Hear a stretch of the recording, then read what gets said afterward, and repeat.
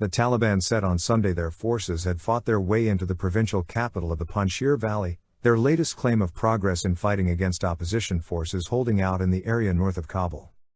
There was no immediate response from the National Resistance Front of Afghanistan, NRFA, which groups opposition forces. It had said earlier the Taliban propaganda machine was trying to spread distracting messages and that it had pushed Taliban forces back from another part of the valley. Taliban spokesman Bilal Karimi said on Twitter the police headquarters and district center of Ruqa, adjacent to the provincial capital Bazarak, had fallen, and opposition forces had suffered numerous casualties, with large numbers of prisoners and captured vehicles, weapons and ammunition. Fighting was underway in Bazarak, he said. It was not possible to confirm the report, which was echoed on other Taliban Twitter accounts. Earlier on Sunday, NRFA spokesman Fahim Dashti said Parian district, at the northeastern end of Panjshir, which the Taliban have previously said they had taken, had been cleared and up to 1,000 Taliban, including Pakistanis and other foreigners, had been blocked off and captured. It was not possible to confirm that independently. The resistance forces are ready to continue their defense against any form of aggression, Dashti said.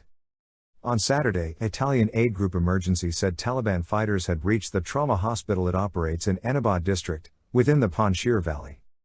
Taliban officials have said previously their forces had secured full control of Panjshir, but fighting has been continuing for days, with each side saying it had inflicted large numbers of casualties. Ahmad Massoud, leader of the NRFA, has pledged to continue resisting the offensive and has called for international support. Panjshir, a rugged mountainous valley north of Kabul still littered with the wreckage of destroyed Soviet tanks, has proved very difficult to overcome in the past. Under Massoud's late father, Ahmad Shah Massoud, it resisted both the invading Soviet army and the previous Taliban government.